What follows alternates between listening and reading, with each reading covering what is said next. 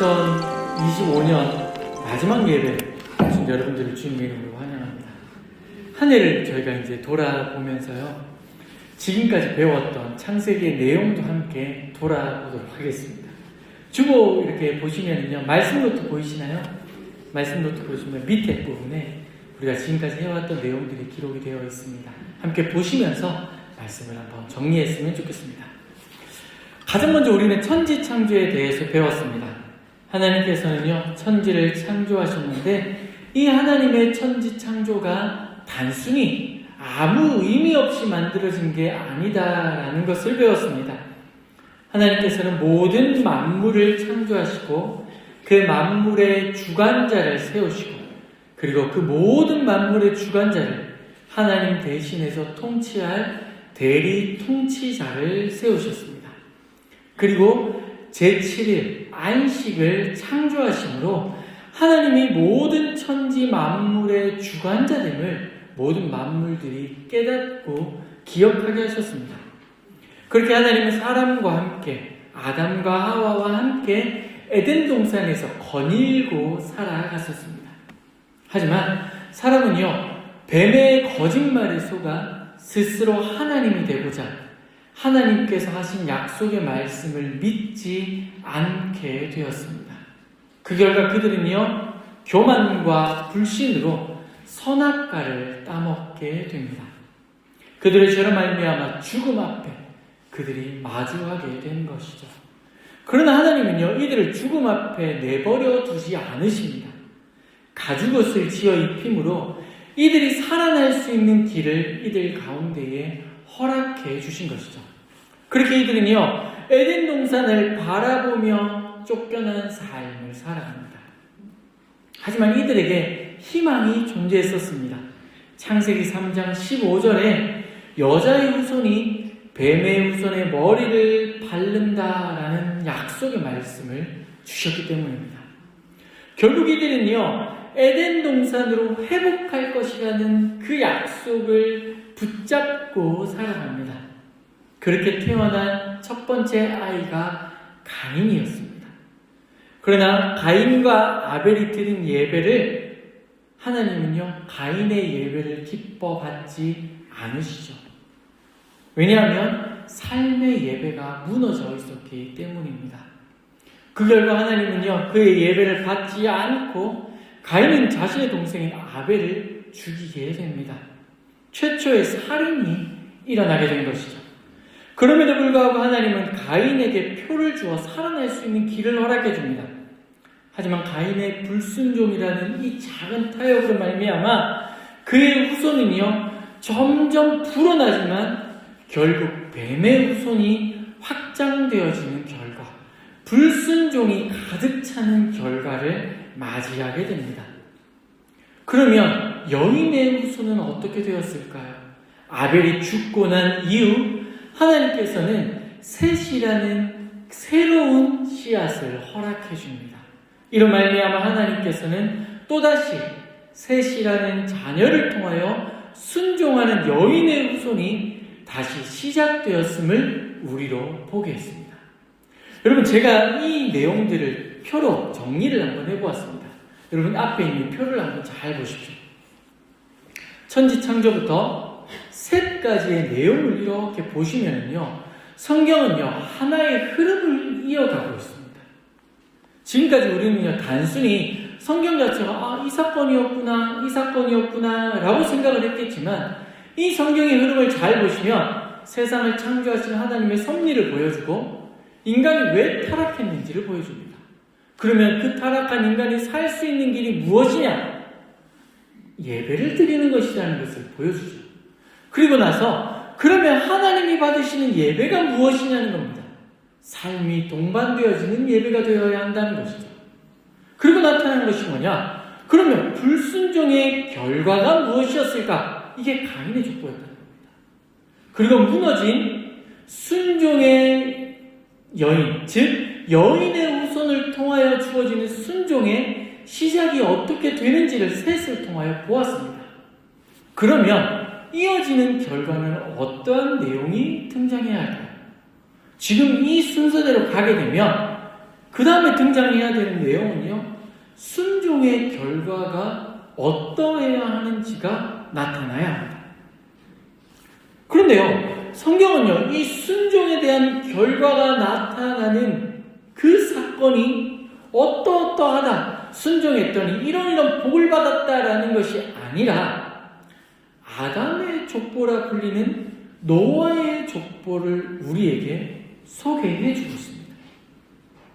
성경 번수로 보게 되면요, 4장까지 가인의 족보가 등장을 했었고요, 4장 말미에 여인의 후손이 나타납니다. 씨앗이 심겨졌다는 것이 보여주는 것이죠. 그리고 5장에 드디어 노아의 족보, 즉 아담의 족보 전체가 다 나타나게 됩니다. 여러분이 족보를 읽을 때마다 예수 믿는 사람들이요, 성경을 읽어나가는 사람들이 모두 다 힘이 됩니다. 어떻게 보면 성경을 일독함에 있어서 가장 힘이 든 것이 바로 족보입니다. 그리고 가장 힘이 든 두 번째 난관이 무엇입니까? 제사와 레위기죠. 그런데 여러분, 왜 성경은 굳이 이 내용들을 기록할 필요가 있었을까요? 먼저 나아가 족보가 왜 우리에게 읽혀지지 않을까요? 사실 족보가 우리에게 읽혀지지 않는 이유는요, 이상한 이름들과 나이들이 반복해서 기록되어 있기 때문입니다. 잘 읽어지지 않습니다. 이름이 너무 어렵습니다.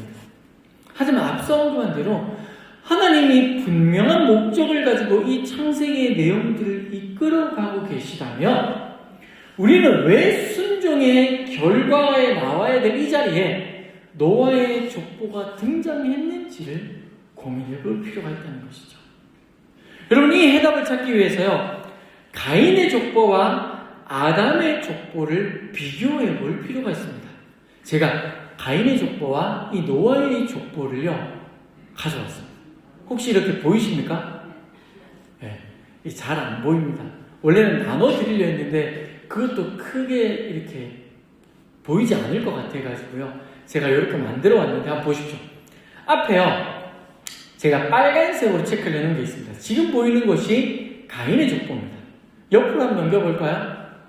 노아의 족보. 지금 저기도 빨간색으로 체크되어 있는 부분이 있습니다. 공통적으로 나타나는 것이 빨간색입니다. 어떠한 공통점이 있을까요? 같은 이름이 존재한다는 것입니다.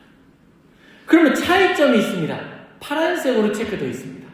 가인의 족보를 한번 보십시오. 가인의 족보에는요, 이 파란색이 있습니까? 없습니까? 없습니다. 그죠? 그런데 노아의 족보에는요, 이 파란색이 존재합니다. 이 파란색은요, 나이입니다. 네. 그러면 이제 정리를 한번 해볼까요?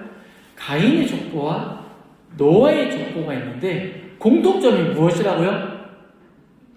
공통점이 무엇이라고요? 이름이, 같은 이름이 존재한다는 겁니다. 차이점은 무엇입니까? 가인의 족보에는 나이가 있다 없다? 없다. 그런데 노아의 족보에는 나이가 있다 없다? 있다는 것입니다. 여러분, 가인의 족보에는 나이가 기록되어 있지 않습니다. 하지만 노아의 족보에는 나이가 등장합니다.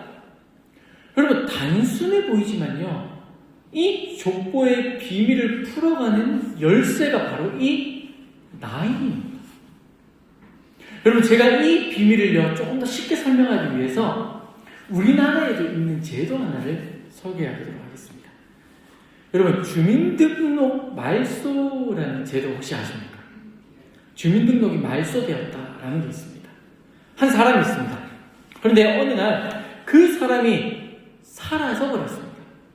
어디로 갔는지도 알 수 없고 어디에 사는지도 알 수 없습니다.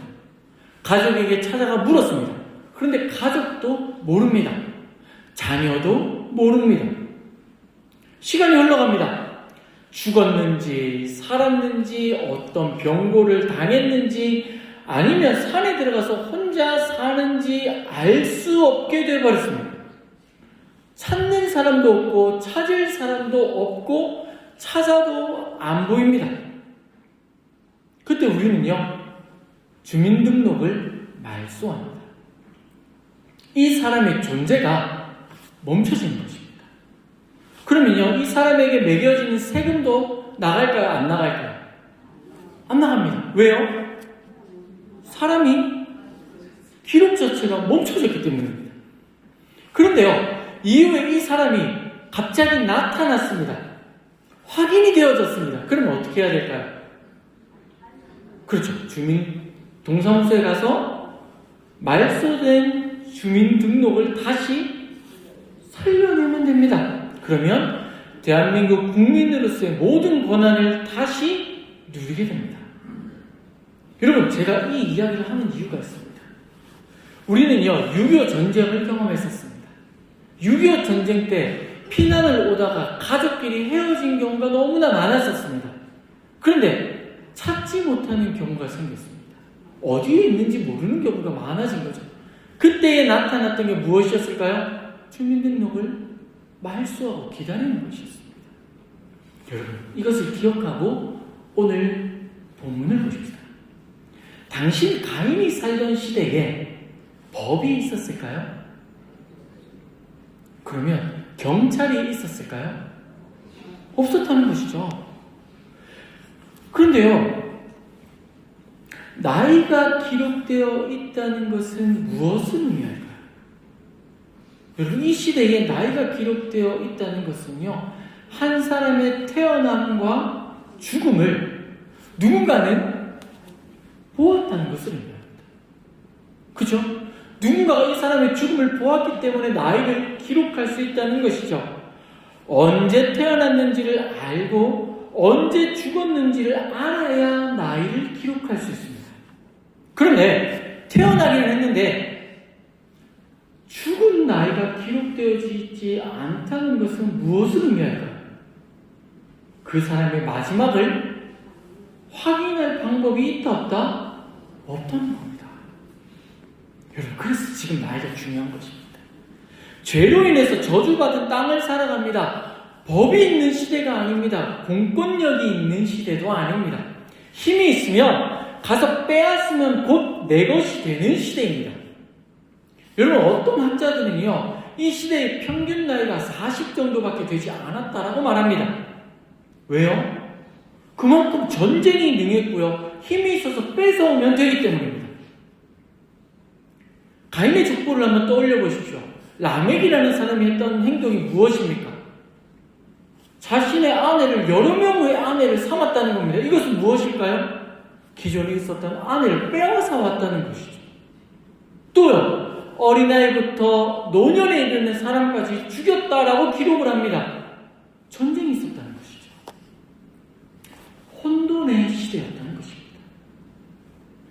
그런데 노아의 족보에 등장하는 사람들은요, 같은 시대를 살아가고 있습니다. 그런데 평균 나이가 900살 정도가 됩니다. 여러분, 우리가 이걸 바라보면서요, 와, 엄청 오래 살았구나, 아니면 이 시대는 이렇게까지 살 수 있었구나 라고 하는 것을 우리에게 단순히 보여주는 것이 아닙니다. 900년이나 되는 그 시간까지 하나님이 이들을 지키셨음을 보여주는 것입니다. 그렇습니다. 나이는요, 아무 이유 없이, 아무 생각 없이 우연히 기록된 것이 아닙니다. 가인의 족보에는 없었던 나이가 노아의 족보에 기록된 이유는요, 순종하는 여인의 후손들과 하나님이 동행하고 있었음을 보여주는 증거이며 결과인 것입니다. 여러분, 이 시각을 가지고 우리가 이 두 족보를 다시 한 번 더 바라봅시다. 가인은요, 최초의 살인을 했고 유리아라라는 하나님의 말씀에 불순종하여 에녹이라는 성을 쌓고 살아갑니다. 그의 후손은요, 여러 사람과 결혼하여 최초의 공동체였던 가정을 무너뜨립니다. 결국 그들의 삶은 스스로 모든 것을 책임져야 하는 결과를 맞이합니다. 그렇기 때문에 그들은요, 언제 죽었는지, 어디서 죽었는지조차 알 수 없는 삶을 살아갑니다. 성경은요, 그들은 죽음조차 기록하지 않고 있습니다. 이와 반대로 하나님의 말씀에 순종하는 삶은 천년에 가까운 삶을 누립니다. 여러분, 이 내용을 우리는요, 에덴 동산에서의 모습으로 기억해야 합니다. 에덴 동산에서 아담과 하와는 하나님과 영원토록 교제하며 살아야 했었습니다. 하지만 그들이 범죄함으로 쫓겨나서 그들 가운데 죽음이 임하게 됩니다. 그런데 쫓겨난 이 땅에서, 아담으로 말미암아 저주받은 이 땅에서 하나님과 동행하는 이들은 마치 에덴에서와 같이 천년이라는 시간을 하나님과 동행하며 살아가고 있다는 것입니다. 그들의 후손을 통해서 이들은요, 자신의 눈으로 하나님의 나라가 확장되어지는 것을 바라봅니다. 노아의 홍수라는 심판 앞에서 구원을 누리는 기쁨을 맛보게 됩니다. 하나님이 동행하시며 하나님이 책임지시는 삶을 이들은 그들의 삶 가운데에 경험하고 살아가고 있다는 것이죠. 이것이 족보를 통해서 하나님이 우리 가운데에 보여주시고 싶은 은혜입니다. 여러분, 이 내용을요, 다시 한 번 더 제가 표를 가져왔습니다. 이 내용을 다시 한 번 더 보십시오. 성경에 있는 이 사건들과 하나님이 하시고 싶어 하시는 말씀들의 사건을 연결을 하면 이렇습니다. 태초에 하나님은 모든 것을 창조하시고 우리와 함께 거하기를 원하셨습니다. 그런데 인간이 타락하고 죽음을 맞이하게 되죠. 그러나 하나님께서는 그 가운데 살아날 길을 열어줍니다. 예배입니다. 하나님이 받으시는 예배는 단순히 우리가 그냥 이 자리만 취하는 예배가 아니라 하나님의 말씀을 순종하는 삶이 동반되어지는 예배입니다. 그러면 그 결과가 무엇일까요? 가인의 족보를 통해서 불순종의 결과를 보았습니다. 그리고 무너져버린 여인의 후손을 하나님은 셋을 통하여 다시 시작하고 노아의 족보를 통하여 이 순종의 결과를 우리의 눈으로 보게 하고 있습니다. 그 순종의 결과가 무엇입니까? 하나님과 동행하며 사는 것입니다. 사랑하는 성도 여러분, 성경은요, 창세기를 통해서 우리가 어떤 존재인지, 그리고 하나님이 기뻐 받으시는 예배가 무엇인지, 그리고 가인과 노아의 족보를 통해서 순종과 불순종의 결과를 우리로 보게 하셨습니다. 불순종의 결과는 심판이고 죽음이었습니다. 그러나 순종의 결과는 하나님과 동행함이며 영생을 얻는 것입니다. 그러면 여러분, 이 족보가 사실 언제 기록되었는지, 언제 있었는지도 알 수 없는 이 족보가 지금을 살아가는 우리와 무슨 상관이 있을까요? 여러분, 당연히 상관이 있습니다. 왜냐하면 지금을 살아가는 우리도 불순종과 순종의 족보 가운데에 하나를 선택하고 살아가고 있기 때문입니다. 예수님이 여인의 후손으로 이 땅에 오셔서 뱀의 머리를 밟습니다. 십자가에서 완전히 승리를 이루십니다. 그리고 그 은혜를 누리기 위해서 새로운 언약을 이 가운데 선포하셨습니다. 새로운 약속의 말씀을 선포하셨습니다. 그 약속의 말씀이 무엇입니까? 믿음으로 구원을 얻는 것입니다. 우리는 예수 그리스도를 믿음으로 구원을 누립니다. 당연히 이곳에 계신 모든 분들은요, 믿음으로 구원의 은혜를 누리는 사람들입니다.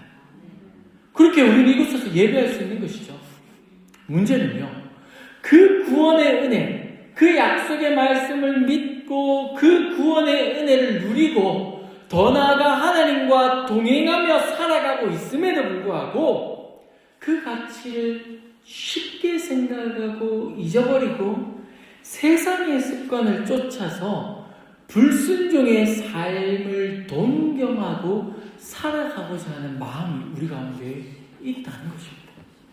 쉽게 말해서 세상에 바란짝 이렇게 걸치고 교회에 이렇게 바란짝 걸치고 이쪽이 좋을 때는 이쪽으로 살짝 기울였다가 이쪽이 좋을 때는 이쪽으로 살짝 기울었다가 저울질하며 살아가는 게 우리의 모습이라는 것입니다. 성경은요, 그런 우리에게 중립은 없다 말합니다. 중간은 없다는 것이죠. 세상 족보에도 이름을 올리고 노아의 족보에도 이름을 올릴 수는 없다 말합니다. 모든 족보의 이름이 다 올라갈 수 없다는 것이죠. 같은 이름이 있을 수 있습니다. 아까 우리가 족보를 보았던 것처럼 같은 이름은 존재할 수 있습니다. 그러나 같은 삶은 있을 수가 없습니다. 왜냐하면 순종과 불순종은 절대로 공존할 수가 없기 때문입니다.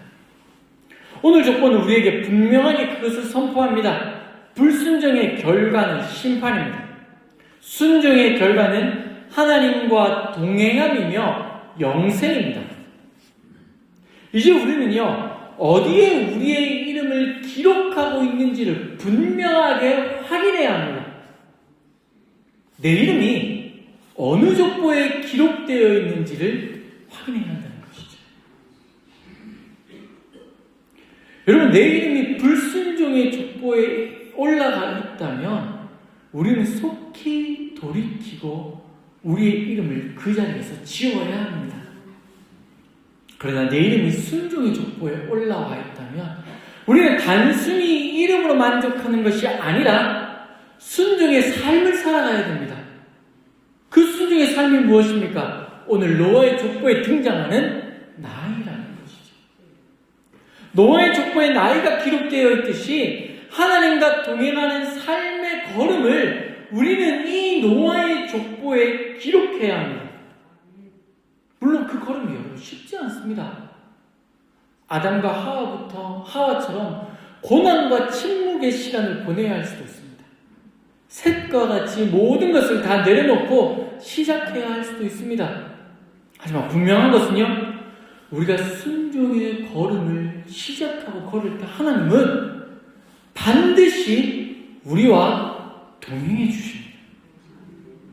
우리의 기도를 들어주시고 우리의 삶의 걸음을 책임져 주십니다. 여러분이 삶의 걸음을 책임져 주신다는 말은요, 단순히 너 걸어, 그러면 내가 이렇게 멀리서 지켜봐 줄게 개념이 아닙니다. 여러분, 시편 23편 혹시 좋아하시죠? 시편 23편에 여호와는 나의 목자가 말합니다. 근데 이 목자가요, 어떻게 하냐면요, 내가 사망의 음침한 골짜기로 다닐지라도 해를 두려워하지 않을 것은 주께서 나와 함께 하십니다. 이 말은 무슨 말입니까? 저기 멀리서 이렇게 지켜보면서 야, 너 지금 저 골짜기를 너 혼자 걸어가, 이게 동행이 아니라는 것입니다. 하나님은요, 그 음침한 골짜기를 지금 나와 함께 뭐하고 계시는 겁니까? 걷고 계시는 겁니다. 이게 동행입니다. 내 손을 붙잡고요, 내가 지쳐 쓰러지면 나를 업어가시고요, 내가 앞서 뛰어가면 나와 함께 뛰어가시고, 또 내가 넘어지면 그 자리에 함께 기다려주고 계시는 것입니다. 이 동행함을 하나님이 지금 우리와 함께하고 있겠다라고 말씀하고 있는 것이죠. 그렇기 때문에 우리는요, 말씀을 붙잡고 실현해야 합니다. 말씀을 살아내기 위해서 포기할 것들은 포기해야 합니다. 말씀을 위해서 고난을 선택하기도 해야 합니다. 그러나 그 치열함 속에 하나님은 우리의 손을 붙잡고 동행하고 계신 우리는 보아야 한다는 것이죠. 말씀을 정리하겠습니다. 우리의 고민은요, 내가 순종의 족보에 있을까, 불순종의 족보에 있을까를 고민하는 것이 아닙니다. 여러분, 우리는 그 고민을 할 사람들이 아닙니다. 왜냐하면 이미 우리는 하나님으로부터 구원의 은혜를 누린 사람들이기 때문에. 우리의 이름은 이미 순종의 족보에 올라 있습니다. 그렇다면 우리에게 중요한 것은요, 순종의 걸음을 걸어가는 것입니다. 내가 하나님께서 나를 이 땅 가운데 보내시고 부르시는 그때까지 내가 그 걸음들을 걸어나가는 것. 그래서 그 순종의 족보에, 그 노아의 족보에 나이가 기록된 것처럼 하나님과 동행하는 그 걸음을 순종의 족보에 기록하는 것이 지금 우리의 삶이 되어야 하고 우리의 기도의 제목들이 되어야 합니다. 여러분, 우리의 순종의 족보는 어디에 있을까요? 바로 하늘에 있습니다. 성경은요, 그 족보의 이름을 생명책이다 라고 우리에게 알려줍니다. 저는 여러분의 이름이 그 생명책에 기록되어 있음을 믿습니다. 의심하지 않습니다. 여기 계셔서 예배드리는 모든 분들의 이름은 이미 생명책에 기록되어 있습니다. 그러면 우리가 해야 될 것은 그 생명책 이름 뒤에 순종의 걸음을 기록하는 것입니다. 여러분, 2025년 한 해가 지나갔습니다. 여러분, 하나님과의 순종의 한 글귀를 무엇이라 기록하고 계십니까? 그 내용들이 부족할 수 있습니다. 그런데 걱정하지 마십시오. 하나님께서는 우리에게 또 다른 날을 허락해 주십니다. 내 기록이 부족하다면 지금부터 채워넣으시면 됩니다. 우리가 하나님과 동행하는 걸음을 하늘에 있는 생명책에 기록할 때에 우리가 하나님께서 부르시는 그때, 하나님께서 우리를 불러서 모든 사람 앞에 영광의 자리로 우리를 세우실 그때 우리가 걸어갔던 그 순종의 걸음은 믿지 않는 이들에게 살아계신 하나님을 드러내는 자랑이 되어질 것입니다. 한 해를 살아갔습니다. 그리고 이제 새로운 한 해를 시작합니다. 하루하루 순종의 족보에, 하나님의 생명책에 여러분의 순종의 걸음들이 빼곡히 기록되기를 주님의 이름으로 축복합니다.